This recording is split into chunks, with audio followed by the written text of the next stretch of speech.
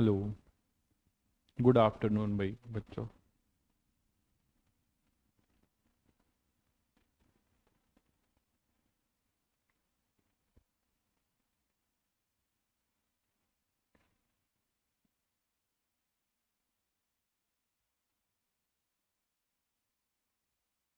Hello. Good afternoon, good afternoon.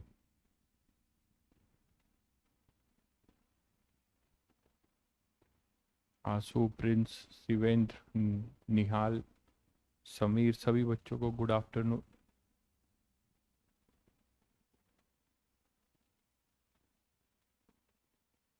Mehul, backlog complete. बहुत बढ़िया भाई, बहुत बढ़िया।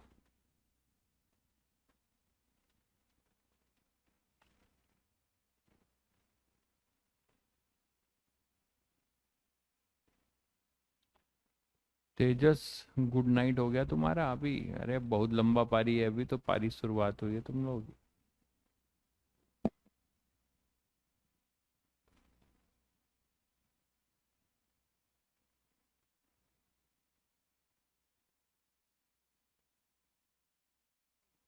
बिल्कुल, अभी वो पीवाईक्यूज बिल्कुल मत करिए जो अभी यहाँ नहीं पढ़ाया गया है।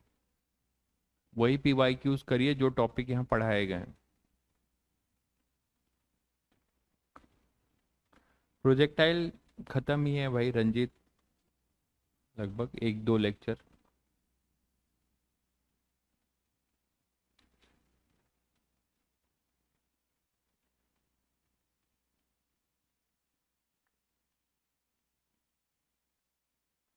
चलिए करते हैं फिर। आप लोग को ऑडियो वीडियो सब कुछ सुनाई दे रहा है बेटा? सभी बच्चों को ऑडियो वीडियो सुनाई दे रहा है? एक बार यस लिख दो। आज रिजल्ट आएगा। आने दो, रिजल्ट आएगा, क्या दिक्कत है?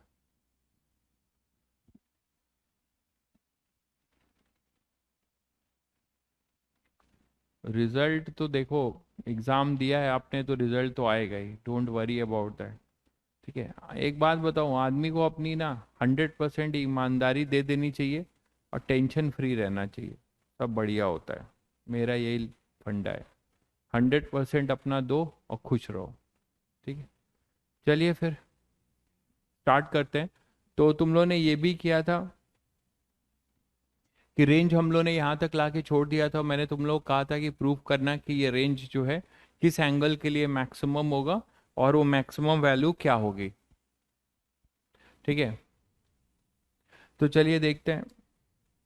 तो अगर रेंज को मैक्सिमाइज करना है, थोड़ा आपको बताया भी था कि आर जो है अपना किसका फंक्शन है, थीटा का। तो for R to be maximum, कुछ बच्चों ने कर लिया हुआ है, जिन्होंने नहीं किया होगा उनके लिए कर रहा हूं मैं। D R upon D theta करोगे तो ये सब तो कांस्टेंट है अपना, देखो, है ना। 2u² upon g cos square alpha, ये सब कांस्टेंट है। ठीक है। तो अब आप क्या कर सकते हो, 2u² upon g cos square alpha, इसको ऐसे कर दो, बाहर निकालो। यहाँ प्रोडक्ट रूल लगाओ तो फर्स्ट फंक्शन इनटू, इतना तो आप लोग समझते ही हो, differentiation of second function direct लिख सकता हूँ आप लोग के लिए, minus sine alpha plus theta. Clear हुआ भाई सभी को? First function into differentiation of second function, first function into differentiation of second, ठीक है, plus second function plus second function into differentiation of first function, मतलब कॉस थीटा। मानते हो कि नहीं? तो आपके पास, इसको जीरो कर दो। तो D R by D theta को जब जीरो करोगे तो ये टर्म जीरो में एब्जॉर्ब हो जाएगा, ये इधर चला जाएगा। ठीक। तो आपके पास क्या आ जाएगा, देख लो यहाँ से। क्या आएगा बताओ यहाँ से? tan cot से देख सकते हो ना। तो यहाँ से आ जाएगा, इसको जीरो करोगे तो इधर आ जाएगा tan थीटा। देखिएगा, इसको जीरो कर लो, एक स्टेप और लिख ही देता हूँ। तो minus sine theta sine alpha plus theta plus cos theta cos alpha plus theta, इसको जीरो कर दोगे। बोलो। तो जब इसको जीरो कर दोगे तो साइन के साथ कॉस लेके और कॉस के साथ साइन, तो क्या आ जाएगा बताओ? Sine alpha plus theta upon cos alpha plus theta, इसको टैन अल्फा प्लस थीटा बोल सकते हो, है ना। और उसको क्या बोल सकते हो, कॉट थीटा। ये इधर चला जाएगा तो आपके पास कॉस अपॉन साइन आएगा ना, ठीक है, तो ये कॉट थीटा। और टैन अल्फा प्लस थीटा को क्या लिख सकते हो, अब इन दोनों को इक्वेट कर लो, tan pi by two minus theta, है ना। इसको ऐसे भी लिख सकते हो, tan alpha plus theta is equal to tan pi by two minus theta, लिख सकते हो। तो यहाँ से alpha plus theta equal to pi by two minus theta, तो यहाँ से तुम्हें वो एंगल मिल जाता है, ठीक है।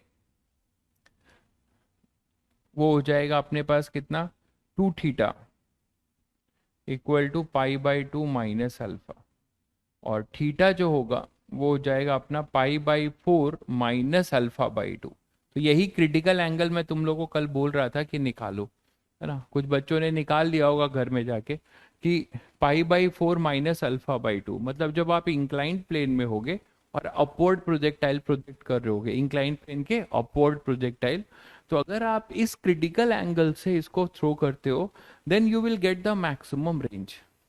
और ये बड़ी बात नहीं है अब आपको कि इसमें थीटा, ये जो क्रिटिकल थीटा है इसकी वैल्यू यहाँ पुट करोगे तो आपको मैक्सिमम रेंज मिल जाएगा। तो आर मैक्स जो होगा उसके लिए आप ये two u square upon g cos square alpha है, इसमें थीटा की जगह पे ये थीटा पुट कर दो, तो sine pi by four minus alpha by to, है ना। और इधर आ जाएगा कॉस, इसको करोगे तो क्या हो जाएगा, अल्फा को ये पुट करोगे थीटा सी, तो हमारे पास क्या आ जाएगा पाई बाई फोर, और देखो alpha minus alpha by two, तो क्या हो जाएगा cos pi by four plus alpha by to. मानते हो कि नहीं। तो जब इसी को मैं कह रहा था कि सॉल्व करोगे, two sine A cos B लगा दो, है ना, और तो two sine A cos B sine A plus B, उसके बाद से अपना plus cos A minus B. तो वही चीज जब करते हो तो तुम्हें यहाँ से इसको सॉल्व कर लोगे, तो जो चीज मैंने डायरेक्ट लिख दी थी वो बता रहा हूँ, वो हो जाएगा अपना u square upon g one plus sine alpha, ये मैक्सिमम रेंज निकल के आता है, u square by g one plus u square by g one plus sine alpha. इसको सॉल्व कर लोगे, two sine A cos B से आ गया, बहुत बढ़िया बहुत बढ़िया, एक बच्चे ने रिजल्ट भी लिख दिया है, ठीक है। U square by g one plus, तो तुम्हें मैं ये सजेस्ट करूंगा कि इसमें जो अपने काम का रिजल्ट है वो ये दोनों एक बार मतलब आप याद रखना, इसको तो जरूरी याद रखना, इसकी जरूरत पड़ सकती है। बाकी रेंज वाला जो ये बड़ा वाला फॉर्मूला है इसको मैं नहीं बोलूंगा याद रखो, इसको बेसिक मेथड से हम निकालेंगे, सिचुएशन वाइज देखेंगे कैसा क्या है, ठीक है। चलिए, तो अब ये मैंने अप द इंक्लाइंड प्लेन किया, मैंने इसको क्या किया, अप द इंक्लाइंड प्लेन। यार आप देखिए 93 परसेंटाइल है, आप एडवांस दे दीजिए, अपियर करिए, ठीक है। बट आपको भी पता है और हमको भी पता है कि 93 परसेंटाइल से कुछ होना हवाना नहीं है, तो हम लोग को दम लगा के पढ़ने का है, और अपने ऊपर ये कॉन्फिडेंस रखिए कि ये जो आपका 93 परसेंटाइल है ये बहुत आसानी से 99.9 तक जा सकता है। जो बच्चा 90, क्योंकि आप लोग मेंस का पेपर देख रहे हो, अगर हम एडवांस की बात अभी हटा दें, अगर आप मेंस की बात करो तो मैंने पहले दिन भी कहा था तुम लोग को कि एक चीज सिक्योर हो सकती है, यहाँ का हर बच्चा अपना एक चीज सिक्योर कर सकता है, वो है एनआईटी। आप देख देख रहे हो कितने इजी इजी पेपर आ रहा है ना, कितने इजी इजी। तुम लोग को अगर कोई केवल जेई मेंस की बात कर रहा है तो केवल बोर्ड पे की हुई इलिस्ट्रेशंस कर लो भाई, और पीवाईक्यूज कर लो। अगर मेरे ऊपर विश्वास थोड़ा भी जम रहा है तो आप इस चीज को फॉलो कर लेना, जिसको केवल जेई मेंस करना है वो बोर्ड के पीवाईक्यूज को एक बार दो बार कर ले, डीपीपी कर ले और पीवाईक्यू कर ले, और कुछ चक्कर में ना पड़े। मैं बता रहा हूं कि जो ये बात आज लिख लो कहीं पे डेट डाल के, और जिस दिन अपियर करना उस दिन आपको याद आएगा ये बात, ठीक है। तो अगर जो बच्चा केवल जेई मेंस के लिए, हम अनाप शनाप यहाँ बहुत सारे क्वेश्चंस भी करेंगे बट वो एडवांस के लिए होगा, ठीक है। अगर कोई जेई मेंस के लिए भी कम से कम, जेई मेंस के बुरा एग्जाम नहीं है, अगर आपको एनआईटी त्रिची में सीएस मिल रहा हो, है ना, तो आप उसको ज्वाइन करोगे या फिर आपको जो है कोई भी प्रॉपर मान लो चलो 7, आईआईटी मुंबई में ही या फिर आपको आईआईटी कानपुर में ही जो है केमिकल इंजीनियरिंग मिल रहा है, उसको ज्वाइन करोगे। तो ब्रांच का भी फर्क पड़ता है, समझ रहे हो। तो वो बुरी चीजें नहीं है। एक चीज बहुत अच्छे से हर बच्चा जो है सिक्योर कर सकता है, वो है जेई मेंस पे एक अच्छी रैंक 99.9 लाना। 99 के ऊपर तो सभी आ सकते हैं। तो एक चीज को फोकस करो, और यहाँ पढ़ाया सब जाएगा, ऐसा नहीं है कि जेई मेंस के लिए कराया जाएगा, अप्रोच सब दिया जाएगा, लेवल उसी टाइप का कराया जाएगा, तो धीरे धीरे आपका एडवांस भी चलता रहेगा। ठीक है, क्वेश्चंस हर टाइप के कराए जाएंगे, आप देखते ही हो। इरोडोफ के भी क्वेश्चंस कराए जाएंगे, हर टाइप के क्वेश्चंस कराए जाएंगे, या पीवाईक्यूज ऑफ आईटी एडवांस भी कराया जाएगा, आपके ऊपर है। ठीक है, तो डेली इस पे चर्चा करने का नहीं है। चलिए, तो अगर मैं कह रहा हूं, क्योंकि हमारा समय बहुत बहुमूल्य है भाई, मैं समझते ही हो आप लोग। तो मान लो अगर मैं आपसे ये बोलूं कि हमें अब उल्टा हो जाए, रिजल्ट्स रिजल्ट्स दोबारा करने की जरूरत नहीं है, अगर आपसे कोई उल्टी सिचुएशन पूछ ली जाए कि अगर आप डाउन द इंक्लाइन प्लेन हो और कुछ प्रोजेक्ट कर रहे हो, ठीक है, कोई डाउन द इंक्लाइन प्लेन कुछ प्रोजेक्ट कर रहे हो यू से, है ना, ऐसा होगा। तो अब आप बताओ कि यहाँ पर ये जो आपका एंगल ऑफ प्रोजेक्शन है, ये आपका पैरेलल टू इंक्लाइन प्लेन, ये एंगल ऑफ प्रोजेक्शन है, और ये अल्फा है। तो कहानी कहाँ बदलेगी, सभी बच्चे समझ रहे होंगे। कहानी केवल जो बदलेगी वो जी की वजह से बदलेगी। पहले क्या था, पहले जी जो है, आप रेफरेंस एक्सिस यही लेते थे, देखिए ये एक्स लेते थे और ये वाई लेते थे। ठीक, तो पहले जी को जब ब्रेक करोगे, इस जी को ब्रेक करोगे, तो हमारे पास जी क्या मिला था बताओ, ये अपने पास अल्फा, ये 90 माइनस अल्फा, है ना, इधर ये 90, तो इधर क्या आ जाएगा अपने पास, जी कॉस 90, मतलब जी साइन अल्फा, और इधर तुम्हारे पास क्या आ जाएगा, जी कॉस अल्फा। बोलो, तो अब आप देख रहे हो, और ये अपना यू था, तो इधर हो जाएगा यू कॉस थीटा, और ये हो जाएगा यू साइन थीटा। तो अभी भी देखो कि जो वर्टिकल है उसमें जी कॉस अल्फा अपना इफेक्टिव जी होगा, है ना। तो range sorry time of flight और मैक्सिमम हाइट ये तो सेम रहने वाले हैं, लेकिन जो अपना रेंज है, वो रेंज को यहाँ एक्सेलरेटेड मोशन मिल रहा है, आप देख पा रहे हो, रेंज को एक्सेलरेटेड मोशन मिल रहा है, जबकि इस साइड से ऊपर से फेंक रहे थे, तो g sine alpha will act as a retardation, मानते हो कि नहीं। तो उसी यू और उसी थीटा से ऊपर से फेंकोगे, तब हमारा रेंज अलग होगा, क्योंकि वहां एक्सेलरेटेड मोशन होगा। जब हम सेकेंड इक्वेशन लिखेंगे तो उसमें प्लस लिखेंगे, जब डेरिवेशन किया था, है ना। तो उसी तरीके से यहां पे भी आप कर सकते हो कि टाइम ऑफ लाइट इस केस में डाउन द इंक्लाइंड प्लेन के लिए प्रोजेक्टाइल,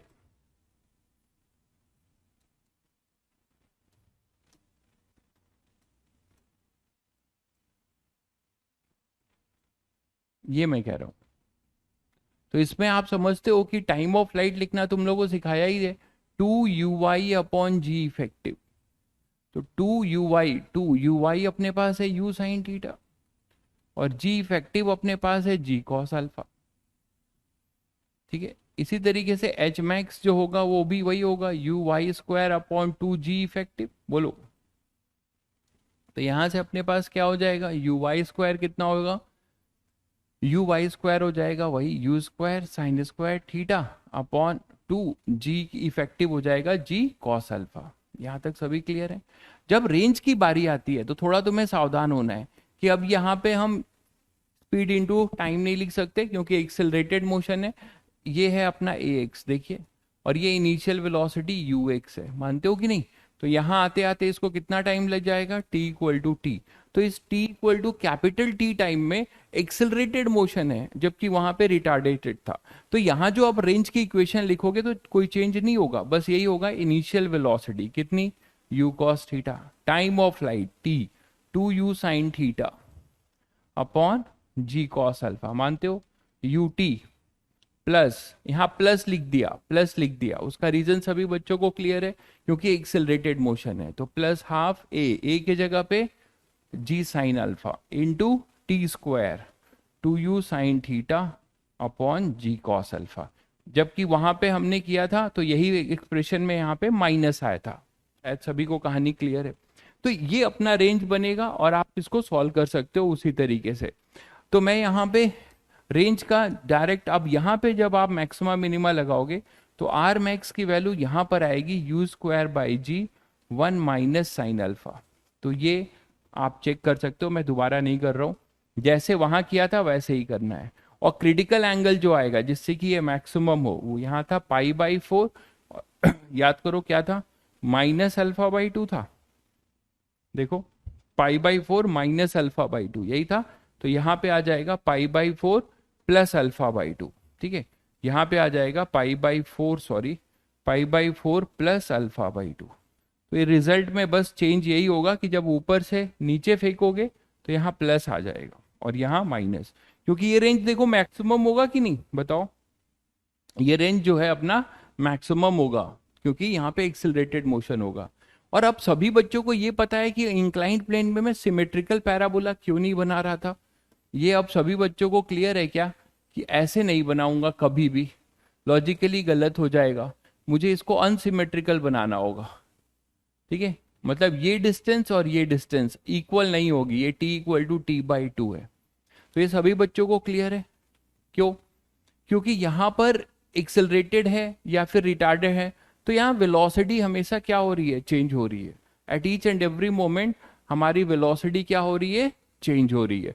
तो यहाँ पे हर टाइम पे अलग अलग डिस्प्लेसमेंट होगा। एक्सेलरेटेड मोशन होगा, ऊपर से नीचे फेंकोगे तो, नीचे से ऊपर फेंकोगे तो रिटार्डेशन होगा।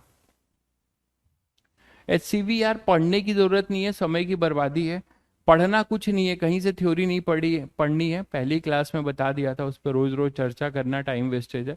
आप SCV के क्वेश्चंस कर सकते हैं, बट मैं फिर बोल रहा हूँ कि SCV के क्वेश्चंस करिए, उससे ज्यादा बेटर है कि कोई पैटर्न वाली बुक पकड़ के करिए जिसमें ढेर सारे मल्टी करेक्ट हो, वन आंसर करेक्ट हो, इंटीजर टाइप हो, है ना। लेकिन कोई भी बुक पकड़ के कुछ भी करिए जब यहाँ पे चैप्टर खत्म हो जाए तब। ठीक है, और यहाँ का आप DPP सॉल्व कर लो। क्लियर है सभी बच्चों को?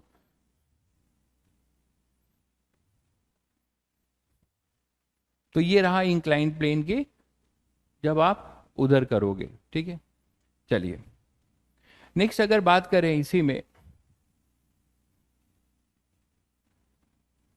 कि एक क्वेश्चन देता हूं, देखें। अब हम लोग जनरल, अभी हमने फॉर्मूला बता दिया, फॉर्मूले से हमेशा काम होता नहीं है, यही मैंने कहा तुम्हें अप्रोच पता होना चाहिए। जैसे मैं अब तुम्हें बोलूं कि अच्छा चलो बताओ एक क्वेश्चन करो तुम लोग कि मान लो एक इंक्लाइंड प्लेन है। ठीक है, आपने इसको प्रोजेक्ट किया, पार्टिकल को प्रोजेक्ट कर दिया कुछ यू से।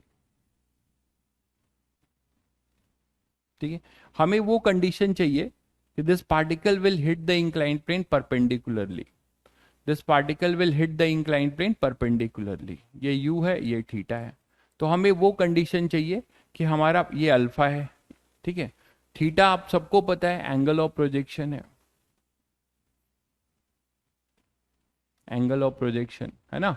और अल्फा क्या है, एंगल ऑफ इंक्लाइनेशन जो फिक्स रहेगा।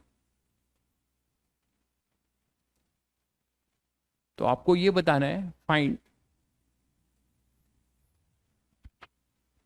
रिलेशन बिटवीन, या फाइंड थीटा, थीटा ही निकालना है, so that particle hit the inclined plane, hit the inclined plane perpendicularly। ठीक है, पार्टिकल जो है इंक्लाइंड प्लेन को हिट करे परपेंडिकुलरली। कहां पर थीटा में प्लस होगा,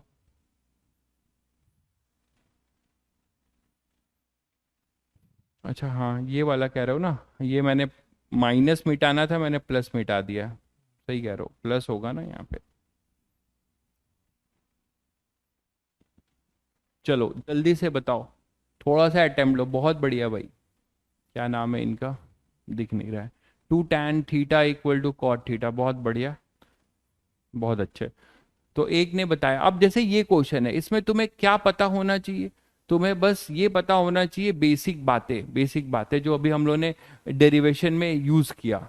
अब ये बताओ आप कि अब इसमें रेफरेंस, अब इस क्वेश्चन को करने के लिए ध्यान से सुनो, जिनसे नहीं हुआ कोई दिक्कत नहीं है। अब मैं बता रहा हूं कि क्लास के क्वेश्चन जनरली नहीं होंगे, क्योंकि वो पहली बार किया होगा। जिन बच्चों ने किया होगा वो एक बार शायद कर सकते हैं।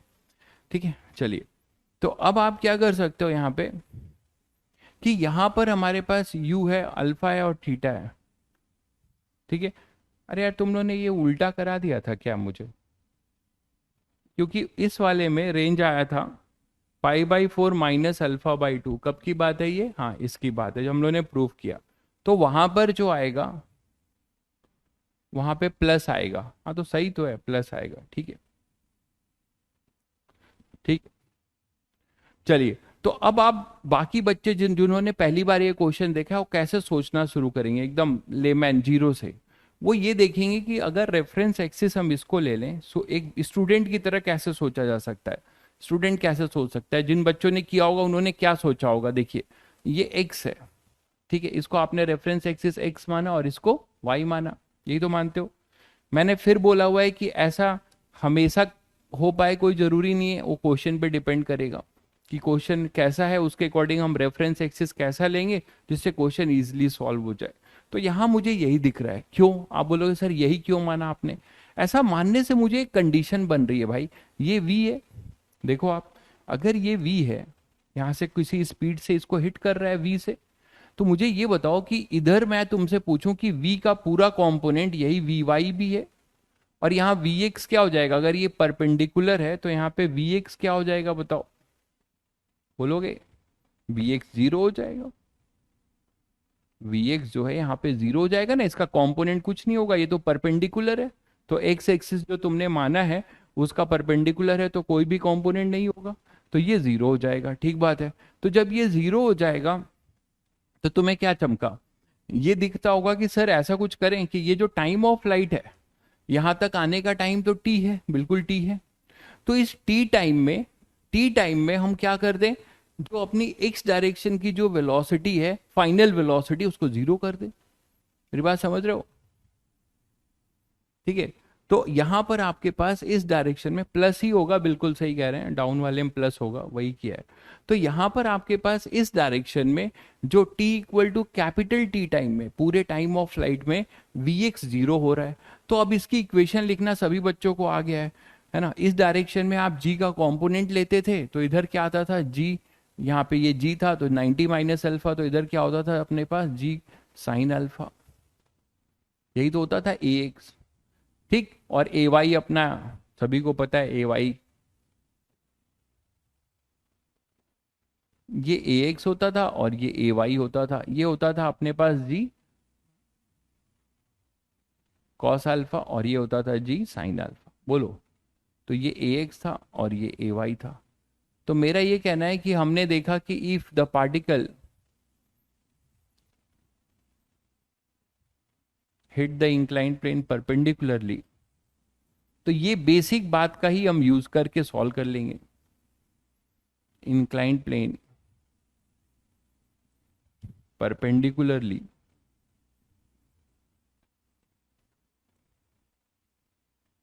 Then Vx equal to zero at t equal to कौन से टाइम में? कैपिटल टी टाइम में, मानते हो? और कैपिटल टी टाइम में Vx की जनरल इक्वेशन लिखना सभी बच्चों को पता है। इधर होगा ux, कितना होगा? u cos theta. ये x डायरेक्शन की इनिशियल वेलोसिटी होगी कि नहीं? बोलो। तो यहाँ पे क्या लिखोगे? फर्स्ट इक्वेशन यूज कर रहा हूं क्या? Vx is equal to u x minus plus a x t, यही तो है।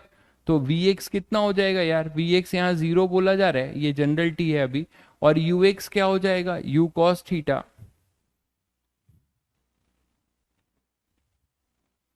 u cos theta.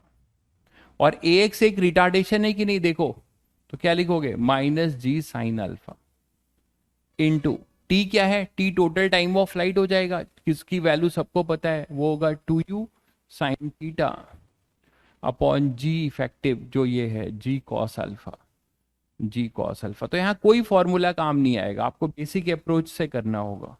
To u sine theta upon g cos alpha, मानते हो कि नहीं? बस यहाँ से सॉल्व कर लो। तो zero equal to u cos theta minus g से जी कैंसिल कर लो, sine alpha cos alpha tan alpha, है ना, और ये हो जाएगा टू यू साइन थीटा। इसको इधर लेके आ जाओ तो अपने पास हो जाएगा टू कॉट थीटा, है ना, या ऐसे कर लो, इधर लेके आओगे तो अपने पास u से u कैंसिल हो जाएगा, है ना, तो टू साइन थीटा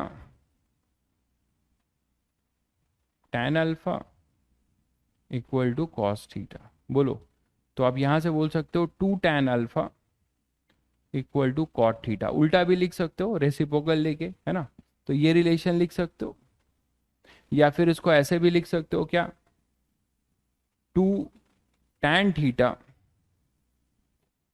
ये वन अपॉन कर लोगे तो इक्वल टू कॉट अल्फा, ये भी ट्रू है ना। तो ये रिलेशन है जो बच्चों ने कर लिया था, बहुत बच्चों ने, बहुत जल्दी।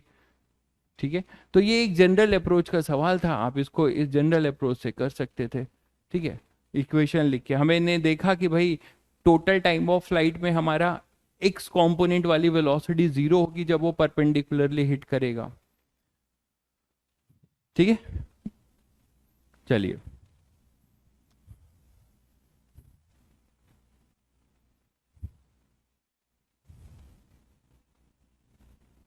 इसी में मैं अगर आपसे पूछूं कि हमें मान लीजिए वो निकालना है कि जैसे एक क्वेश्चन करते हैं,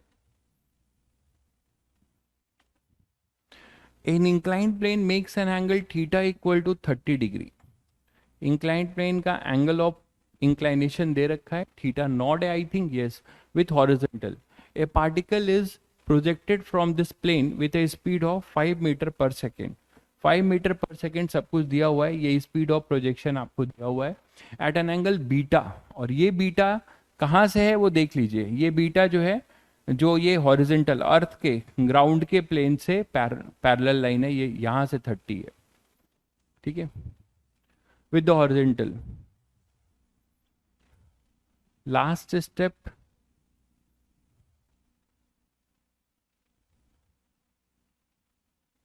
लास्ट स्टेप में यही किया है, ये जो इक्वेशन लिख के सॉल्व किया है, बस देखो इसको इधर लेके आ गया और इसको इधर ले गया, फिर कॉस थीटा को आप साइन थीटा के साथ डिवाइड कर दो और टैन थीटा को, टैन अल्फा को रहने दो, साइन थीटा को कॉस के साथ कर दो, तो यहाँ पे अपने पास कॉट थीटा आ जाएगा और टू टैन अल्फा। बस सॉल्विंग है लास्ट इक्वेशन में। ये इक्वेशन तो आपको क्लियर होगा, ये फर्स्ट इक्वेशन, इसमें जीरो लिखा गया है क्योंकि ये परपेंडिकुलरली हिट कर रहा है, यही किया है।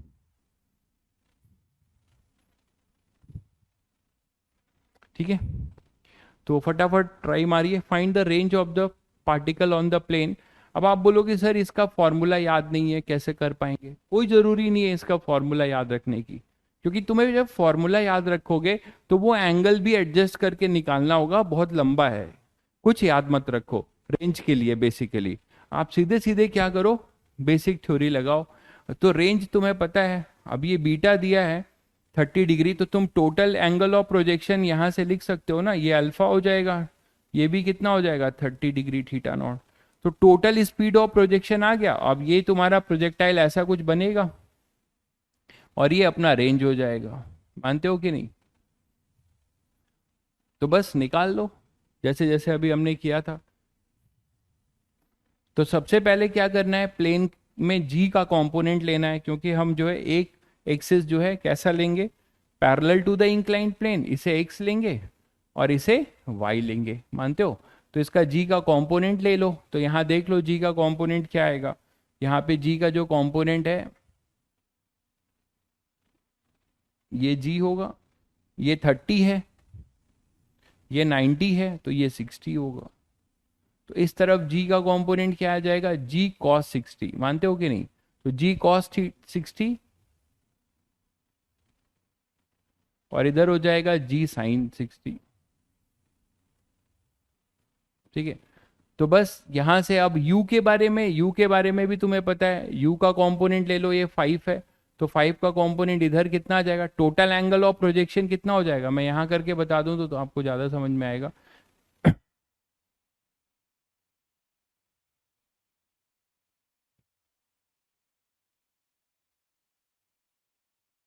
टोटल एंगल ऑफ प्रोजेक्शन कितना है, देखो टोटल एंगल ऑफ प्रोजेक्शन आपके पास है यहाँ से, ये u है और ये कितना है 60 डिग्री, ये 30 और ये 30, मानते हो कि नहीं।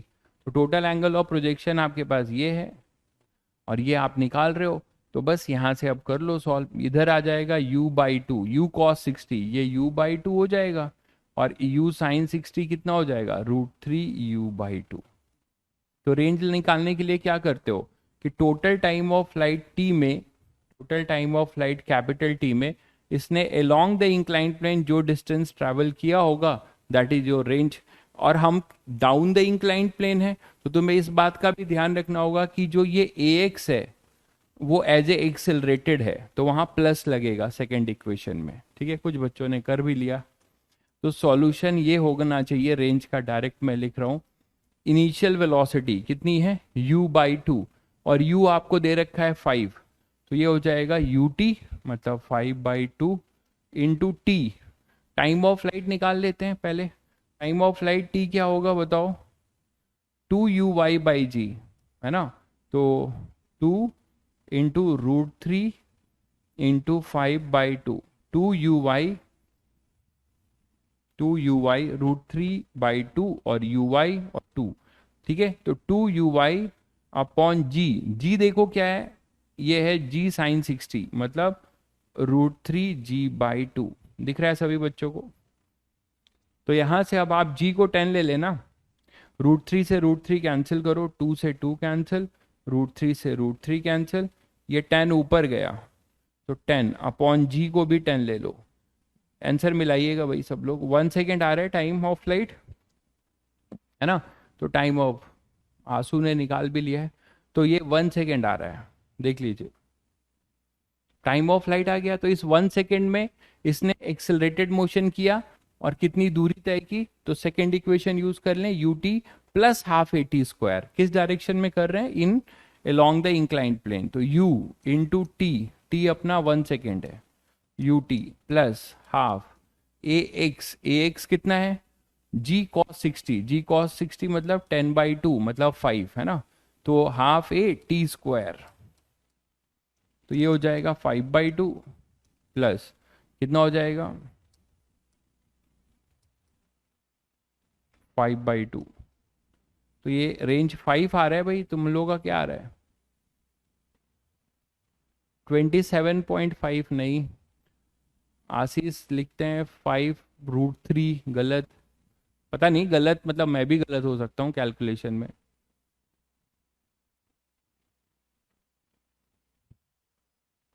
देखिए ये सब क्वेश्चन जो है मैं आपको जब आपके मैं ये बोलूँगा कि इन क्वेश्चंस को क्या करना कि लिखना पॉसिबल नहीं है, वो टाइम किलिंग है। आपके पास पीडीएफ तो रहेगा ना, तो आप जब भी आपको रिवीजन करना होगा वो नोट्स से जो है क्वेश्चन देख के आप कर सकते हो, ठीक है। क्लियर है सभी बच्चों को। तो देखो अब कुछ बच्चों को जी वाला पार्ट क्या नहीं समझ में आया, जी वाले पार्ट में मैंने डायरेक्ट किया है, अरे रेंज लिखा है, जी का कंपोनेंट लिया है, जी का कंपोनेंट, जी हमेशा हमेशा वर्टिकल लगता है ना, तो एक अलोंग द इंक्लाइंड प्लेन लिख दिया देखो, और एक परपेंडिकुलर। तो अब परपेंडिकुलर वाला किस में काम आएगा, टाइम ऑफ फ्लाइट, ये मैंने डायरेक्ट लिखा है, यही तो बताया था 2uy/g इफेक्टिव। तो जी इफेक्टिव में क्या बताया था, जब ये कौन सा जी इफेक्टिव होता है, perpendicular to the inclined plane, ठीक है। आंसर देखिए मैच कर रहा है कि नहीं, मैंग का आ रहा है 5/2, एक बार चेक कर लीजिए सब लोग कैलकुलेशन,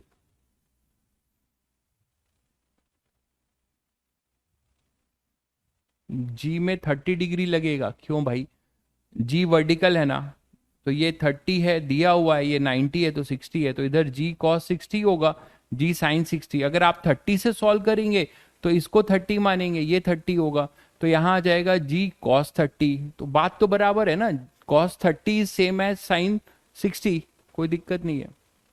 ठीक है, तो आई थिंक 5 ही आंसर है। ठीक है, नेक्स्ट है आपका find the range of the particle for beta equal to 120 degree. अब मान लीजिए 120 डिग्री से आप फेंक रहे हो, ये 60 ये 30 से नहीं फेंक रहे हो, 120 से फेंक रहे हो। ठीक है, ये जो बीटा दिया है ना हॉरिजॉन्टल से, तो 120 से फेंक रहे हो, तो प्रोजेक्टाइल किधर चला जाएगा बताओ?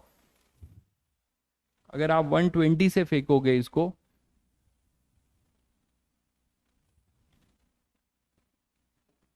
यही तो अपना बीटा था, देखो।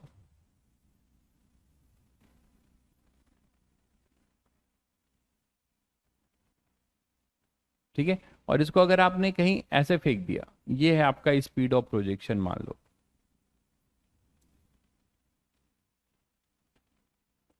तो अब आप सभी लोग समझते हो कि अगर ये अपना स्पीड ऑफ प्रोजेक्शन u होगा, जो यहां से कितना एंगल बना रहा है 120। ठीक है, और ये अपना दिया हुआ था 30। तो ये क्या हो जाएगा लीनियर पेयर एक्सियम से बताओ? ये 30 है तो ये भी 30 होगा, मानते हो कि नहीं? तो लीनियर पेयर एक्सियम से कितना हो जाएगा, बचा कितना 30 डिग्री। तो इससे आपका ये हो जाएगा 30, और प्रोजेक्टाइल अब ऐसा बनने लगेगा, ये प्रोजेक्टाइल बनेगा, मानते हो? अब इस प्रोजेक्टाइल में अब आपके पास कौन सा केस हो जाएगा, ये g इक्वल टू 10 है और ये 30 है और ये आपके पास 60 है, तो इसका कंपोनेंट इधर आएगा g cos 60, है ना, क्योंकि 5 मीटर पर सेकेंड स्क्वायर। और इधर क्या हो जाएगा अपने पास g sin 60, मतलब √3/2, तो 5√3 मीटर पर सेकेंड स्क्वायर। ठीक, तो अब आप कर सकते हो इसका रेंज ये निकाल सकते हो कि नहीं निकाल सकते हो बताओ सब लोग? टाइम ऑफ फ्लाइट में कोई चेंज नहीं होगा। ठीक है, टाइम ऑफ फ्लाइट में कोई चेंज नहीं होगा। अब चेंज ये होगा कि ये जो तुम्हारा इनिशियल वेलोसिटी था u cos 30, पहले भी u cos 30 था, ये होगा u cos 30, मतलब √3u/2। ठीक, ये इसके लिए ये 5 मीटर पर सेकेंड जो होगा, जिसको आप ax बोल रहे हो, ये अपना x बोल रहे हो और इसे y बोल रहे हो, तो ax will act as a retardation, मानते हो कि नहीं? ठीक है, तो ax हमारा रिटार्डेशन की तरह होगा। टाइम ऑफ फ्लाइट तो वही होगा, वर्टिकल मोशन कोई चेंज नहीं हो रहा है। देखो ये uy है, uy अपने पास हो जाएगा u sin 30, ये u/2 हो जाएगा uy, और g इफेक्टिव भी अपना वही है, ये ay है, ये अपना ax है। तो t क्या लिखोगे, 2uy/g इफेक्टिव, मतलब ay। तो t कितना आ जाएगा, देखो अभी भी वही आएगा, 2 इंटू u/2। u आपको दिया हुआ था, आई थिंक कितना दिया हुआ था, शायद ये अब आप लोग कर सकते थे, u दिया है 5,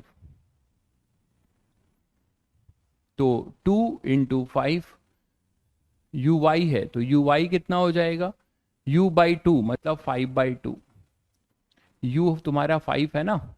ठीक है, तो uy है u/2, तो 5/2 इंटू ay कितना है, ay है 5√3,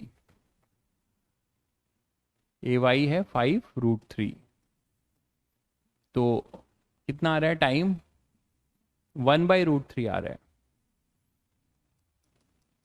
वहां क्या आया था 2uy/g इफेक्टिव ना, तो 1/√3 सेकेंड। वहां टाइम ऑफ फ्लाइट अलग आया था क्या वहां?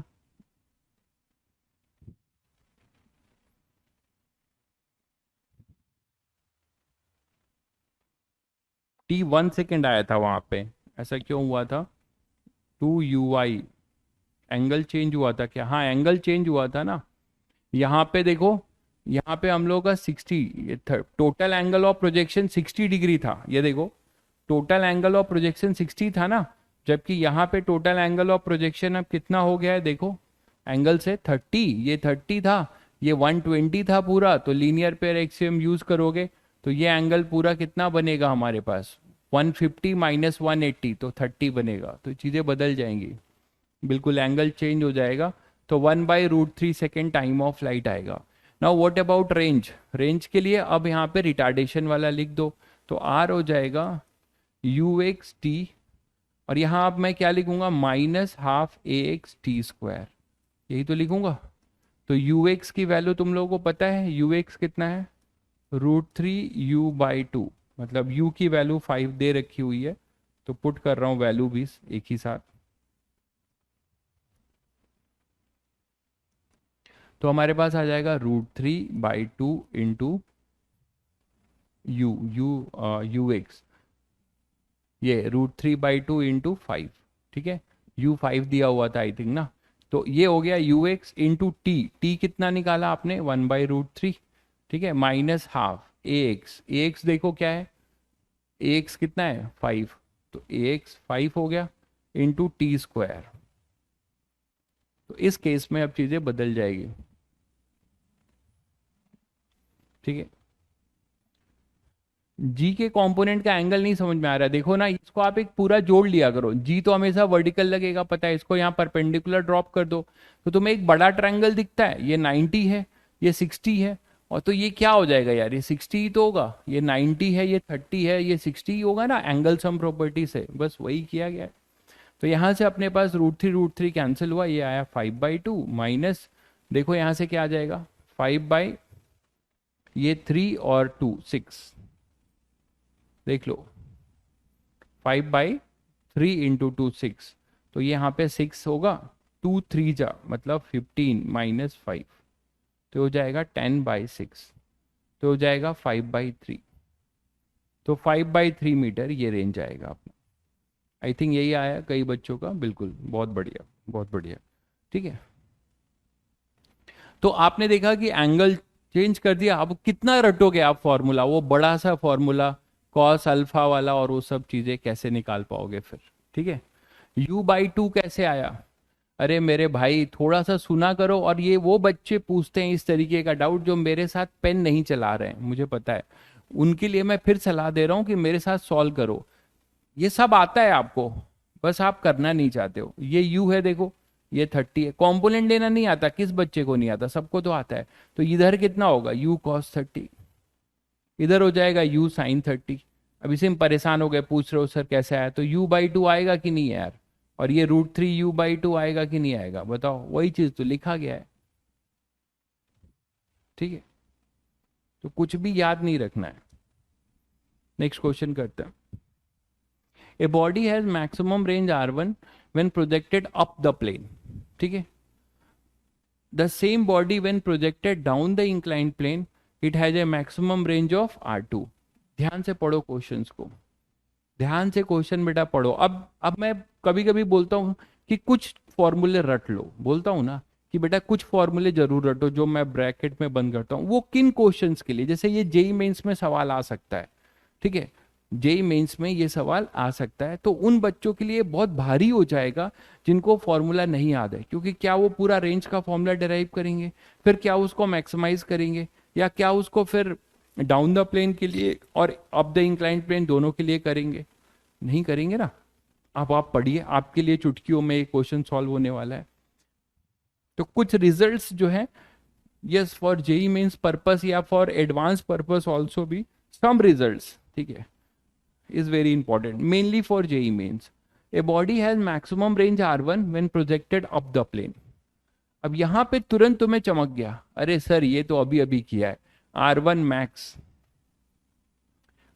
max का हम लोग ने अभी अभी फॉर्मूला पढ़ा है, ठीक है। तो डायग्राम बनाने का टाइम पास नहीं, सीधे लिखने का, R1 max, इसको R1 बोला गया अप द इंक्लाइंड प्लेन या डाउन द, देखो क्या है अप द इंक्लाइंड प्लेन, तो क्या होगा U²/G, तुम खुशी खुशी लिखोगे, तुम 1 + sin α लिखोगे कि नहीं, यही तो अपना अल्फा होता था, ठीक है।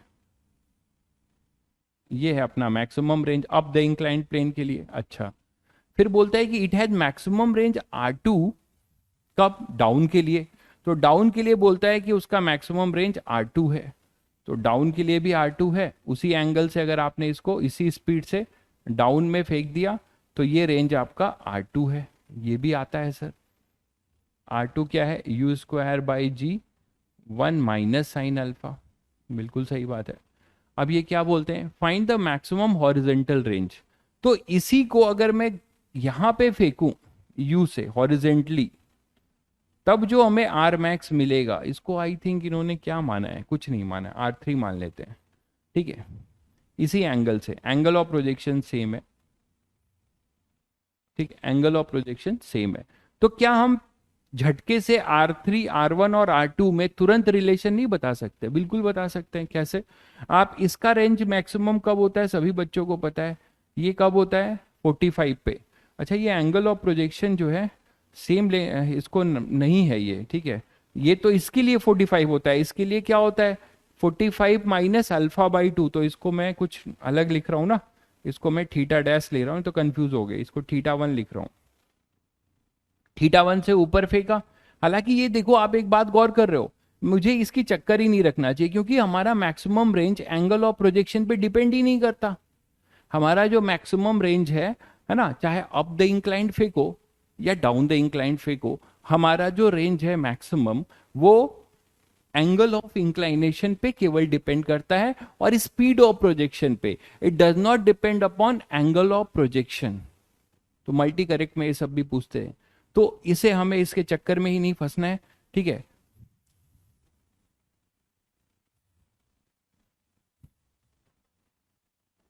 तो कोई भी हो सकता है वो इस तरीके से, ये हमें पता होना चाहिए अल्फा है। इंक्लाइंड प्लेन वही है, तो ये अपना R2 था डाउन के लिए, अप के लिए R1 था। हाँ ये पता है कि जब हॉरिजेंटल होगा तो हमें ये पता है कि R3 जो होना चाहिए थीटा 45 होना चाहिए और यू स्क्वायर बाई जी होना चाहिए। तो क्या हम इन तीनों से नहीं बैठा सकते हैं रिलेशन यार? जल्दी से, अब क्या सोच रहे हो तुम लोग? जल्दी से मुझे R1 R2 और R3 में रिलेशन बता दो। हमें R3 चाहिए ना, और R3 और कुछ डेटा नहीं गिवन है, तो R3 हमें किसके टर्म्स में चाहिए होगा? R1 और R2 के। तो जल्दी बताओ तुम लोग अब इसका रिलेशन। आई थिंक ऐसे लिख सकते हो, R1 मैक्स को R1 बोला है इन्होंने, R2 इसको R1 ही बोल दिया है और इसको R2 बोला है। तो आई थिंक ऐसे लिख पाओगे क्या? देखो इसको 1 प्लस साइन अल्फा ऐसे लिख लो, सॉल्विंग है, 1 प्लस साइन अल्फा है, इसको इधर ले जाओ तो क्या लिख सकते हो? यू स्क्वायर अपॉन जी, ठीक है, और R1 ऐसे लिख सकते हैं कि नहीं बताओ? और 1 माइनस साइन अल्फा को क्या लिख सकते हैं हम लोग? 1 माइनस, यहां से 1 माइनस साइन अल्फा ये लिख सकते हैं। अच्छा यू स्क्वायर बाई जी अपना R3 है, तो इसको मैं लिख सकता हूं R3 बाई R1, ठीक। और इसको क्या लिख सकते हो? You square by ji R2, तो ये हो जाएगा R2 R3 बाई R2। तो अब ये दो चीज है, इसको एलिमिनेट करना है तुम्हें, ठीक है, एलिमिनेट कर लो। चाहो तो ये साइन अल्फा यहां से निकाल लो, ऐड कर दो यार, ऐड कर दो, आई थिंक हाँ ऐड कर दो, ये कट रहा है साइन अल्फा, तो इधर 2 आ जाएगा, और इधर हो जाएगा R3 upon R1 plus R3 upon R2। तो कितना आ जाएगा देखो, R3 कॉमन ले लो, तो 1 upon R1 plus 1 upon R2, तो R3 हो जाएगा 2R1R2 upon R1 plus R2। तो बढ़िया रिजल्ट आ गया। ये रिजल्ट, ऐसे क्वेश्चन बहुत बहुत एक्सपेक्टेड होते हैं जेई मेंस के लिए, बहुत ज्यादा। तो 2R1R2 upon R1 plus R2।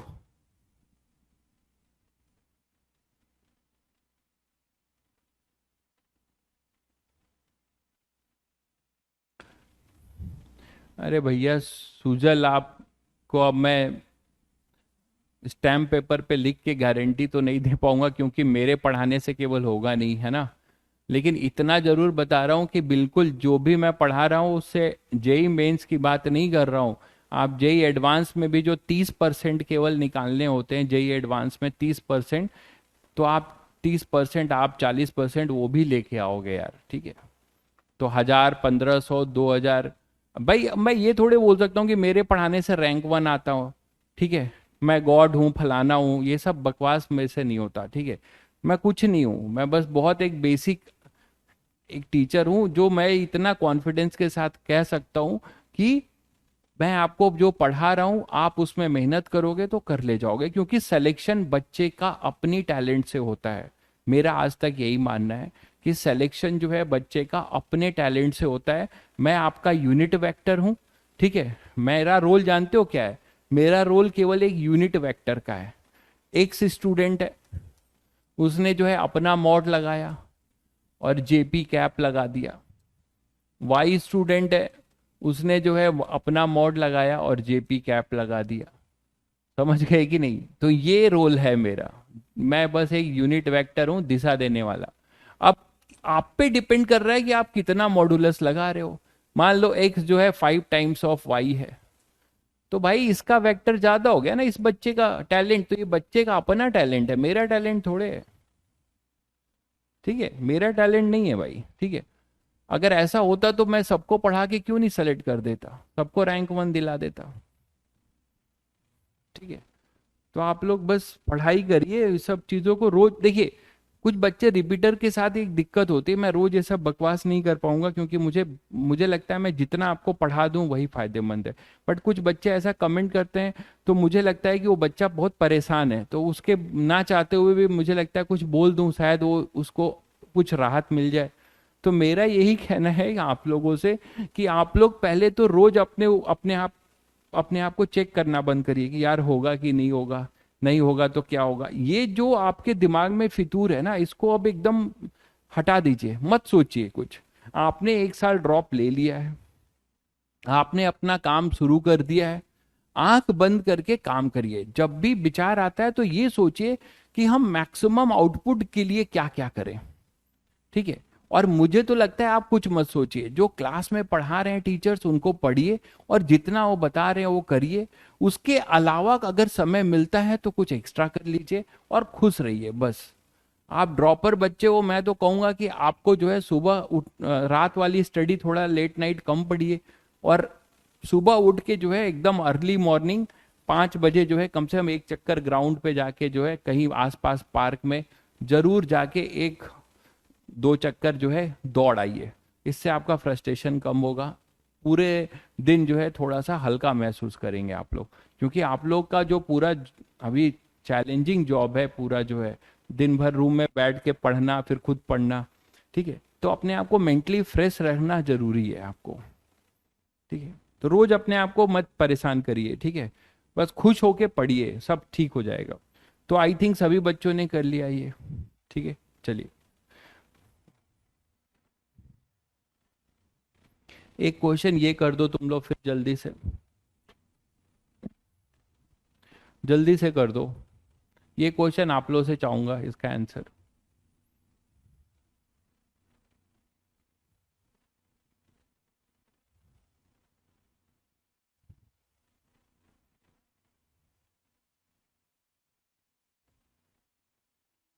The time taken by projectile to reach from A to B is t, then the distance AB. Again it is asking for range। आप देख पा रहे हो, केवल आपसे रेंज पूछ रहा है। ठीक है, रेंज आपसे पूछ रहा है, और रेंज जो है किसके टर्म्स में पूछ रहा है, u और t के टर्म्स में, u और t के टर्म्स में। तो आप देख पा रहे हो, आप जो फॉर्मूला रटे थे वो तो केवल u और g के टर्म्स में रटे थे, तो अब उसको या तो उसमें कन्वर्ट करो, वो सब करने की जरूरत नहीं है। रेंज का फॉर्मूला इसीलिए कोई मतलब नहीं है। रेंज में 2 बातें ही ध्यान रखनी है, मैक्सिमम और मिनिमम वाला फॉर्मूला ध्यान रख सकते हो, और वो एंगल याद रख सकते हो, π/4 माइनस α/2 या π/4 प्लस α/2। जल्दी से आंसर दो, अभी तक आया नहीं आंसर किसी का। सीधे बेसिक मेथड से करो।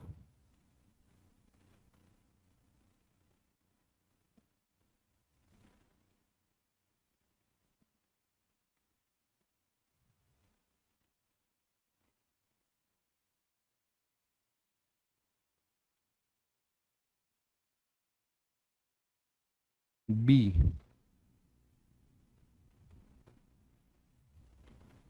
ओके, शशांक का आ गया बी।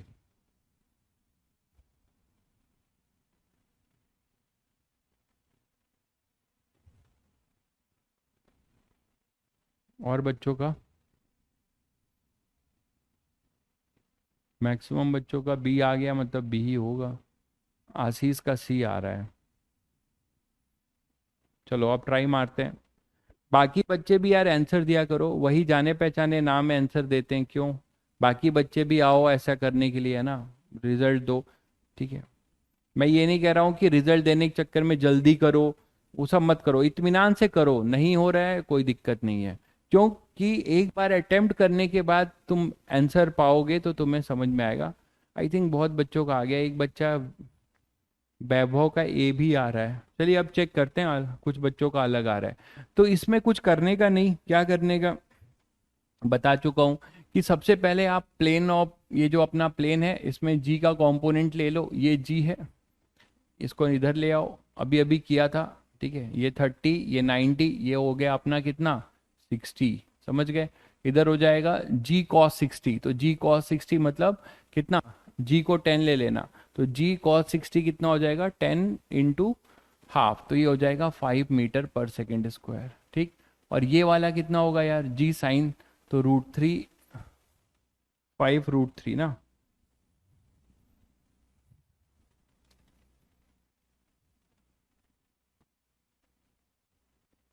ठीक है 5√3, तो जी साइन 60, जी साइन 60, जी कॉस 60, जी साइन 60, तो जी साइन 60 अपने पास हो जाएगा कितना 5, ये उल्टा कर दिया क्या, नहीं सही है। तो यहाँ पे हो जाएगा जी साइन 60 है ना, तो साइन 60 √3/2, तो √3, 5√3 मीटर पर सेकेंड स्क्वायर। तो ये तुमने ए एक्स और ए वाई निकाल लिया, ठीक है। अब क्या करने वाले हो, u का कंपोनेंट लेने वाले हो, तो u ले लो, u cos 60, ये हो जाएगा u/2, और ये क्या हो जाएगा u sin 60, मतलब √3u/2, ठीक है,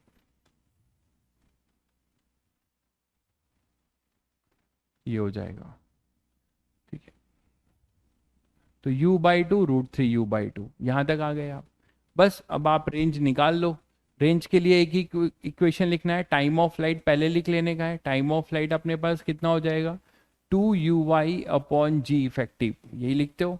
और g इफेक्टिव हमेशा perpendicular to the inclined plane, तो perpendicular to the inclined plane कितना है g इफेक्टिव, यही तो ए वाई है, और ये अपना ए एक्स है, तो g इफेक्टिव बेसिकली ए वाई है, तो क्या लिखोगे 2, और यहाँ पे अपने पास कितना आ जाएगा y, वो हो जाएगा √3u/2 u y upon g effective, g effective कितना हो जाएगा 5√3, देख लो, ठीक है, क्लियर है सभी को। अच्छा यू कॉस, हाँ सही कह रहे हो, ये 60, अच्छा ठीक ठीक, ये तो यहाँ से दिया है ना एंगल, ये भी ध्यान रखना था। ये पूरा एंगल सभी लोगों ने देखा होगा, ये 60 पूरा दिया है, तो ये यहाँ से जो एंगल ऑफ प्रोजेक्शन है वो 30 हो जाएगा, तो यहाँ पे आएगा u cos 30, तो यहाँ हो जाएगा, यही छोटी छोटी गलतियाँ जो है नंबर खा जाती हैं। u cos 30 ये हो जाएगा √3u/2, और ये हो जाएगा अपना u sin 30, तो ये हो जाएगा u/2, तो यहाँ अपने पास आ जाएगा 2uy हो जाएगा अपना कितना u/2, 2uy upon g effective, g effective अपना तो वही रहेगा 5√3, ठीक है। तो यहाँ से तुम्हें टाइम मिल गया u/10√3, ये सभी को क्लियर है, 2 से 2 कैंसिल करो, तो u मिल जाएगा u/5√3, u/5√3। आई थिंक ये सभी बच्चों को क्लियर है, ठीक है। चलिए अब इतने टाइम में इसने इधर कितना डिस्टेंस ट्रेवल किया, यही रेंज है, और इसके लिए रिटार्डेशन हो रहा है, और इसकी इनिशियल वेलोसिटी ux कितनी है √3u/2, तो रेंज क्या लिख रहे हो ux मतलब √3u/2, ux इंटू टी हो जाएगा u/5√3, यू ut है ना, फिर माइनस, माइनस क्यों, क्योंकि ये जो ux है ax उसके अपोजिट है, तो -½ इंटू ए इंटू टी स्क्वायर, टी अभी आपने निकाला, u/5√3 का होल स्क्वायर, सॉल्व कर लीजिए ध्यान से, तो ये √3 कैंसिल हो जाएगा, यहाँ आएगा u²/10, ठीक है, माइनस, यहाँ देखो ये 5/2 इंटू u²/25 इंटू 3, तो ये अपने पास कितना आ रहा है, यहाँ से आएगा अपने पास, ये 5 से 5 कैंसिल करो, ठीक है, तो ये हो जाएगा 15, और 15 और 2 30, तो u आएगा u²/10 माइनस u²/30, तो इसको अगर सॉल्व करें तो हमारे पास आएगा 30, और ये 3 है ना, तो 3, तो 2u², तो फाइनली आ रहा है u²/15। लेकिन हमारे ऑप्शन में टी बी आ रहा है, आप ऑप्शन में देखोगे तो हर जगह टी बी है। तो आपको क्या करना पड़ेगा, इसको टी के टर्म्स में लाना पड़ेगा। तो टी के टर्म्स में लाने के लिए क्या कर सकते थे, क्या कर सकते थे, देखो अब यहाँ थोड़ा दिमाग लगाना पड़ेगा तुम्हें। यहाँ पे तुम टी के लिए एक यू को, अच्छा यू भी है और टी भी लाना है, तो ऐसा कुछ कर सकते हो, u/15 ऐसे कर सकते हो। और यहां से एक u को t के टर्म्स में लिख दो, है ना, एक u को, ये जो t है वो स्मॉल t दिया है ना, फ्रॉम ए टू बी का time of flight small t दिया हुआ है, ठीक है। तो यहां से अपने पास क्या हो जाएगा, यहां से आप लोग लिख सकते हो u को 5√3t, ठीक है। तो एक एक u को मैंने लिख दिया u/15 इंटू, एक u को लिख दिया कितना, 5√3t/u। अच्छा ये तो कट रहा है फिर ना, हाँ यहाँ से ये कट रहा है, फिर यहाँ से फिर तो ये कट रहा है, हमें दोनों चीज़ें चाहिए, टी भी चाहिए। तो एक काम करते हैं, इसको टी में ही रहने दें, और क्या करें, इसको हम टी की वैल्यू पुट ही ना करें। टी की वैल्यू नहीं पुट करेंगे तो सॉल्व हो रहा है क्या, देखो जरा, टी की वैल्यू मत पुट करो, मतलब मेरा ये कहना है, जब ऑप्शन टी के टर्म्स में दिया है, केवल यू के टर्म्स में देता तो हम कुछ ऐसे ट्राई मारते। अगर केवल टी के टर्म्स में दिया है तो डायरेक्ट आर को हम ये लिख सकते हैं, ये निकालते ही नहीं, ये टी दिया हुआ है एक तरीके से, तो हम लिख सकते थे क्या, यू एक्स होगा √3u/2t, ऐसे लिख दे, -12 जी कितना दिया हुआ है 5 इंटू t²। लेकिन फिर टी में क्वाड्रेटिक आ जाएगा, ये भी समस्या है, टी में तो क्वाड्रेटिक आ जाएगा। तो तुम लोगों ने कैसे किया इसको, एक टी को u/5√3 लिख दें क्या, हाँ वही करते हैं, देखो √3u/2t -1 5/2 इंटू टी, है ना, और एक टी को मैं क्या लिख दे रहा हूँ, u/5√3, और टी कॉमन ले रहा हूँ, ठीक है, टी कॉमन ले रहा हूँ, इनफैक्ट हाँ टी कॉमन ले लो, t/2 कॉमन ले रहा हूँ, तो आएगा √3u माइनस, यहाँ 5 से 5 कैंसिल होगा, और ये आएगा u/√3। देखना ध्यान से, अब देखो इसमें इन्होंने फंसाया है 30 को 5√3 मल्टीप्लाई, अब इन्होंने बस कैलकुलेशन में ऑप्शन में फंसाया है, ठीक है, कॉन्सेप्ट तो हो चुका है। तो यहाँ से t/2 मैंने कॉमन ले लिया, तो हमारे पास बचा √3u, और माइनस यहाँ बचा, देखो 5 से 5 कैंसिल हो गया, तो क्या बचेगा u/√3, ठीक है।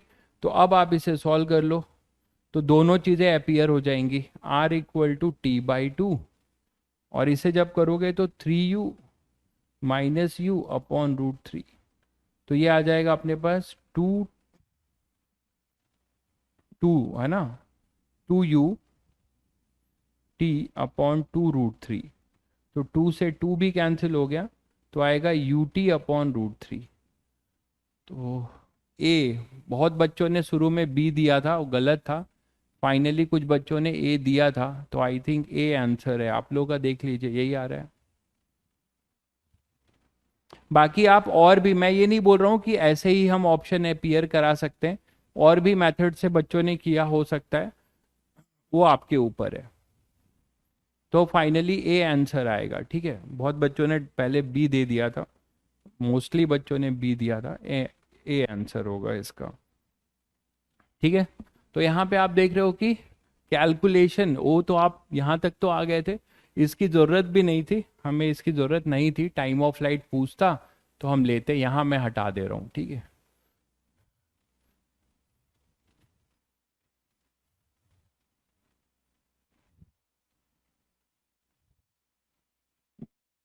एक क्वेश्चन ये करिएगा, a projectile is fired with a velocity u at an angle right angle to the slope which is inclined at an angle theta with the horizontal. अब यहाँ पर जो है जो आप स्पीड ऑफ प्रोजेक्शन है वो इंक्लाइंड प्लेन से पूरा का पूरा कितना है, 90 डिग्री पे है, देख पा रहे हो आप लोग, 90 डिग्री से फेंका जा रहा है। तो यहाँ पे हमें एक्सप्रेशन बताना है आर का, तो ये रेंज का एक्सप्रेशन बताना।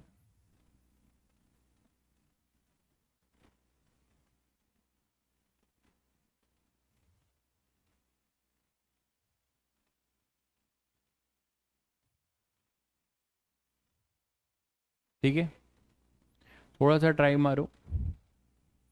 और यहाँ पर देखो, अब कॉन्सेप्ट तो वही रहेगा, ये थीटा, ये 90, यहाँ बस एक्सप्रेशन में है, ये 90 माइनस थीटा होगा तो इधर जी होगा।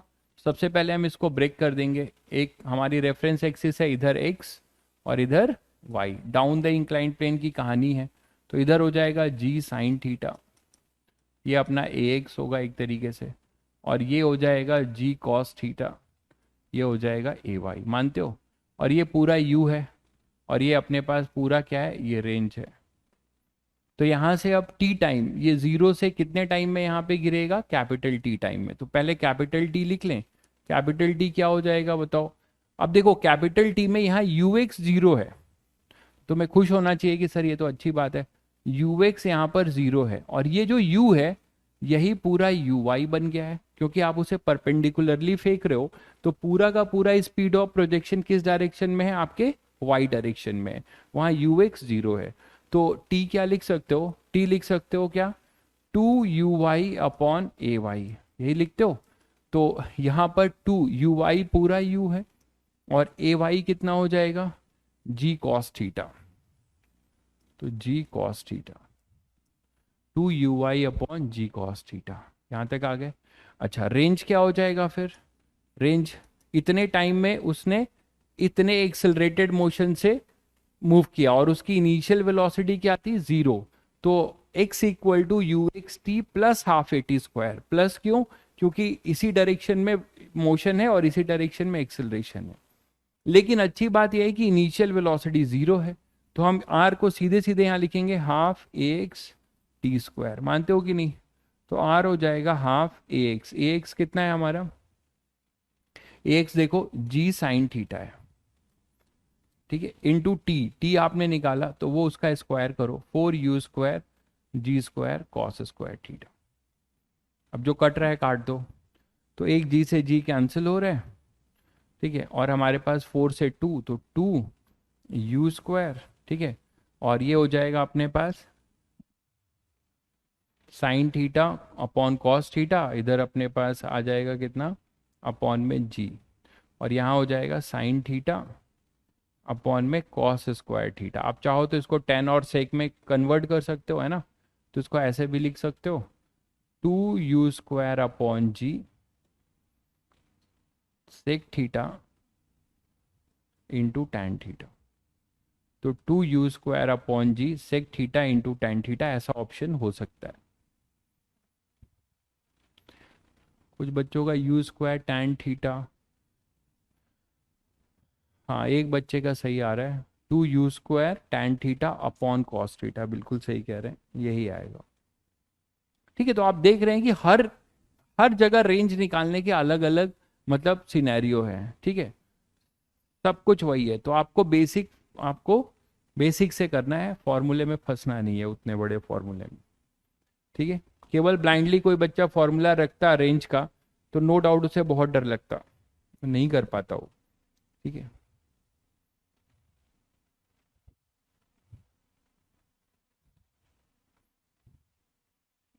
ये क्वेश्चन आप लोग करिएगा।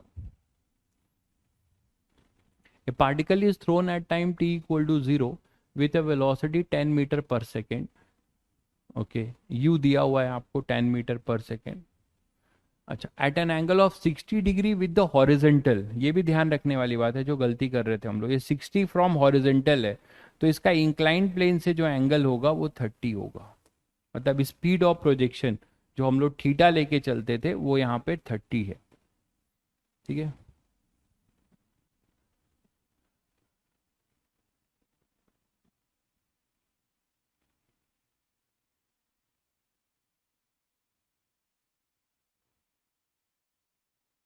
कहाँ पे मिस्टेक हो रहा है,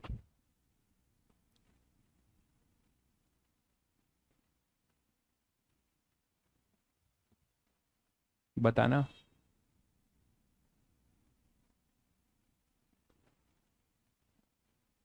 अच्छा, टी का स्क्वायर नहीं किया, ये टी है, इसका स्क्वायर किया तो है 4u² g² cos²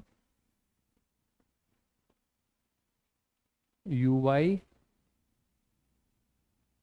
u y zero होगा? यू वाई कहाँ जीरो होगा यार, यू वाई तो पूरा यू होगा, यू वाई यू होगा, यू एक्स जीरो होगा। यू वाई जीरो कहाँ होगा मेरे भाई? ये थीटा 90 है ना, हमने इसको परपेंडिकुलरली प्रोजेक्ट कर दिया है, तो अभी लिखा तो है देखो, ये यू वाई पूरा यू के बराबर है, और यहाँ पे यू एक्स जीरो है। जब आपने प्लेन के परपेंडिकुलर कर दिया तो यू वाई जीरो है। साइन नहीं रखा, किसका साइन रखना था? अच्छा, ए का। तो ए एक्स मैंने जी साइन थीटा लिखा तो है, यही तो ए एक्स था। ए एक्स अपना जी साइन थीटा था, वो लिख दिया है, ये देखो जी साइन थीटा। कहाँ तुम लोग कह रहे हो गलती है इसमें?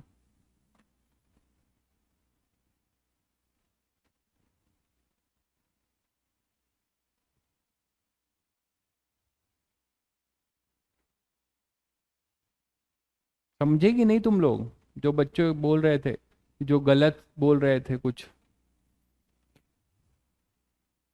अच्छा, इससे पिछले वाले क्वेश्चन में, अच्छा, पिछले वाले क्वेश्चन में